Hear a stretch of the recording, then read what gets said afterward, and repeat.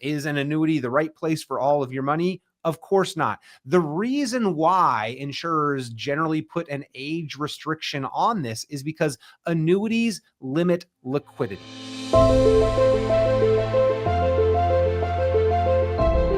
Peter, good to see you. Welcome back, everyone. Today's question, really important. Are you ever too old for an annuity?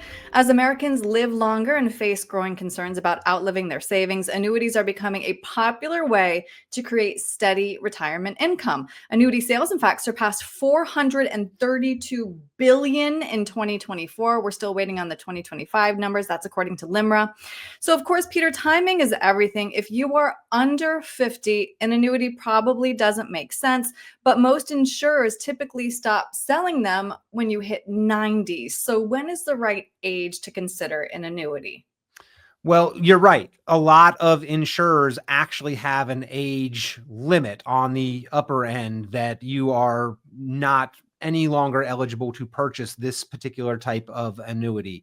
That being said, the answer to the root question, are you ever too old? It really depends on the rest of your financial situation, not on an arbitrary age limit, in my opinion. Now, is an annuity always appropriate? Absolutely not. Is an annuity the right place for all of your money? Of course not. The reason why insurers generally put an age restriction on this is because annuities limit liquidity.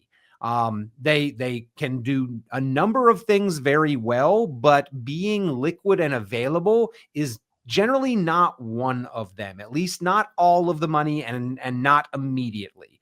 And so there comes a point in time where extenuating healthcare events and expenses associated with those, and then the potential of an individual to pass away statistically increases, and the money should be liquid at that time. And if it is not, and the money is needed, or the beneficiaries want to get their hands on it because you passed away, that's why there is a restriction on the age of an individual getting into certain types of annuities. So yeah, and the record sales, Erin, is because Americans used to have more annuities. So we generally all have at least one annuity, which is Social Security. It is a government-sponsored, mandated annuity. And people certainly enjoy the guarantee of the income that Social Security provides. We're all, I think, collectively worried about what if that goes away, because the other annuities that Americans used to have in almost every household, pensions, have also gone away. And so why we are seeing these record sales is because with the personal savings that we have been able to build up better than any generation previously, more personal wealth, we still have this concern of, well, what if I run out of money, and what if I run out of income?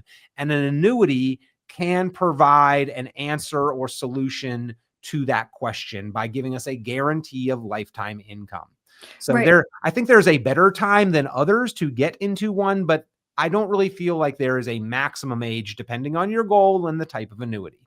Well, and you just touched on this, but let's drill a little bit deeper. What problem do annuities solve? Income. I mean, there are different types of annuities. So there is a fixed annuity, or a multi-year guarantee is sort of another name for a set rate of return for a set number of years. It has safety from market losses and generally a little bit higher interest rate than what other alternatives would offer, like CDs or treasuries. But again, there's a period of time that you're committed to them. So a 3 or a 5 or a 7-year fixed or multi-year guaranteed annuity will give you a set interest rate for a set number of years. Indexed annuities give you the ability to share in the gains of the market. Now, you don't have risk of loss, so it is more akin to a savings vehicle than an investment vehicle. So where you do not have the risk of loss, don't expect that you will get all of the gains of the market, or even a highly generous share of the gains of the market. And then there are variable annuities, which are market-based investments. They're like mutual funds wrapped inside of an insurance wrapper. So there's different levels of risk, but the underlying premise of an annuity, what all annuities must have a quality to be able to do is called annuitization, which is turning that lump sum into a stream of guaranteed contractual Right. income. And that Mhm. can last for a period of time, up to a lifetime. And so that's where I think the real strength of annuities is, that they can provide something that really no other similar savings or investment vehicle can provide, which is guaranteeing that you will not run out of income production power and the dependability of that income over a lifetime. Mhm. And you just touched on this a bit ago. Of course, you have to put down a significant chunk of change, usually to buy an Mhm. annuity. So that means loss of liquidity. How much of your assets should be in an annuity? Well, just like there's an age limit, most companies have a limit for this as well. And we shouldn't even really get anywhere close to this limit. I strongly feel, but Mm. it depends on your situation. There are some people who don't need an annuity as part of their financial picture. There are some people that need that guarantee of income, and we've got to balance the fact that the annuity is kind of the stability. It is the foundation, and it'll give you a solid foundation, but over time ground shifts and foundations can form cracks, and we need something else to be able to fill in those cracks. So you need the foundation there, but you also need some other assets growing in the background to be able to fill in those assets. I think it is a case by case. I can't say that like there is a set percentage that everybody should have or anybody should have or nobody should have. But it is never the right place for all of your assets. I can say that with certainty. Mhm. And what are the tax implications that come with annuities for you and your heirs? Yeah. So annuities have certain advantages. They grow tax deferred. You make the deposit, and any growth that happens while it is in the annuity, while it is deferring, you do not pay tax on that growth. So if it's not retirement money, that could potentially be an advantage over other taxable options like CDs or capital gains potentially. However, once the income starts coming out, once the growth comes out, that is taxable as ordinary income. So that could be during your lifetime or to the beneficiaries. The rules don't change when it moves to the next generation. Inside of a retirement account, an IRA or a Roth IRA, there's really no significant additional advantage nor disadvantage because you've got the protection of the tax status bubble around whatever investment you put inside. So the annuity is not going to provide additional double secret tax deferral, nor is it going to become more taxable than what would have already been inside of an IRA, regardless of stocks, bonds, mutual funds, cash, or whatever. So, Mhm. yeah, it depends on the type of account you are setting it up in. But if you are comparing this to other non-retirement taxable money, the growth on that may be taxable again year after year. Inside the annuity, it grows tax deferred, Mhm. but it's taxable as income, not capital gains when it comes out. Okay. If someone is either too young or too old for an annuity, what are some other options then to create stable income in retirement? Well, okay, stable income in retirement. Back to the question of too young, too old. Like, when are you too young or too old for a mutual fund or a stock or a bond? But to create stable income in retirement, um, there are not many other options that can compare with annuities. Again, pensions are annuities. They're a corporate sponsored annuity. Social Security is a form of annuity, a guarantee of lifetime income. An annuity, like simplest definition of is life insurance in reverse. So when I buy life insurance, I'm making a bet with a company that I think I'm going to die before you think I'm going to die. And I'm going to make you small payments my whole life. And then somebody gets a big lump sum when I win that bet. With the annuity, I'm betting that I might live longer than you think I'm going to live. So you give the lump sum up front or make deposits to build the lump sum, and then you take income over your lifetime.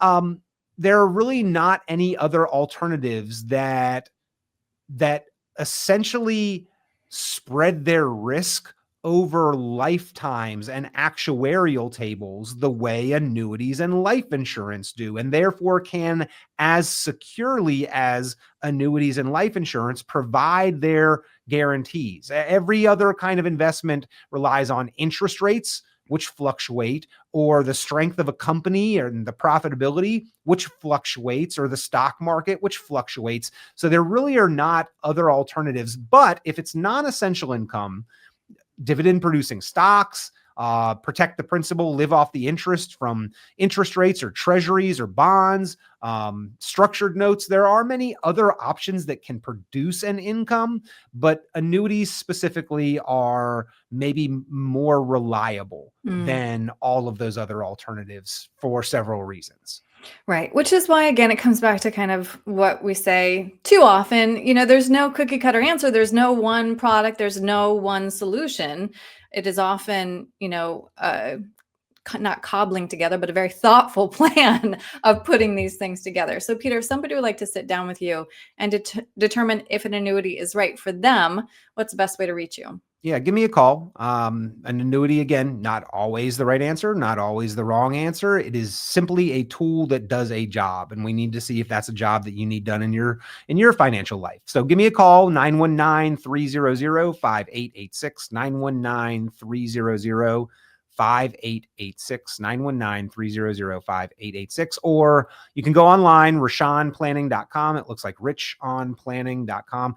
Erin, what'd you say? 430 some billions, 460 billion, 432 billion. Yeah. And that was 2024. So we can expect that to be bigger for 2025. Most of those probably are going to serve people well, but there's a lot of them that probably were not as appropriate. And I would certainly, like with a long-term investment like an annuity is, with a lot of different moving parts, like you want to double check and price check. And there's a lot of smoke and mirrors in marketing and advertising, marketing upfront bonuses or rates of growth that are guaranteed. Ultimately, with an annuity, if you're using it for the purpose that it has, for the strength that it offers of income, the number that matters is the dollars in versus the dollars out that it will produce for you as income, not a day one bonus or a guaranteed growth rate that is kind of a phantom number only on paper in an algebra equation. The guaranteed income that you can count and rely on is the number one factor. And I'd be happy to compare that across all the companies for anyone who is considering an annuity or even already has one, because we're in a place where some annuities can be improved upon. Yeah, second opinion is always important. Peter, thank you so much for your time today. Thank you, Erin.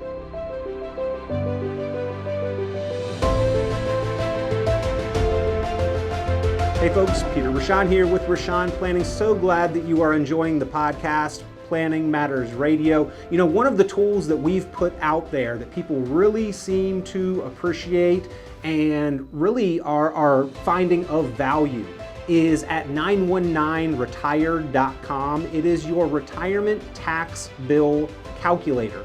If you've got any kind of retirement account, your tax deferred 401k or IRA, this is the website, this is the resource where you can go, you can plug in your own numbers, your information, you can slide the tool calculator up and down for your tax rate or your amount of savings and see what your tax bill is likely to be if you default and defer to the IRS's plan versus what you could potentially bring that tax bill down to. A lot of times it is a very significant savings. So if you have not yet, go to the website 919retired.com, run your numbers on the retirement tax bill calculator. This has been Planning Matters Radio. The content of this radio show is provided for informational purposes only and is not a solicitation or recommendation of any investment strategy. You are encouraged to seek investment, tax, or legal advice from an independent professional advisor. Any investments and/or investment strategies mentioned involve risk, including the possible loss of principal. Advisory services offered through Brookstone Capital Management, a registered investment advisor. Fiduciary duty extends solely to investment advisory advice and does not extend to other activities such as insurance or broker-dealer services. Advisory clients are charged a quarterly fee for assets under management, while insurance products pay a commission, which may result in a conflict of interest regarding compensation. Any comments regarding safe and secure products and guaranteed income streams refer only to fixed insurance products. They do not refer in any way to securities or investment advisory products. Fixed insurance and annuity product guarantees are subject to the claims paying ability of the issuing company and are not offered by Brookstone.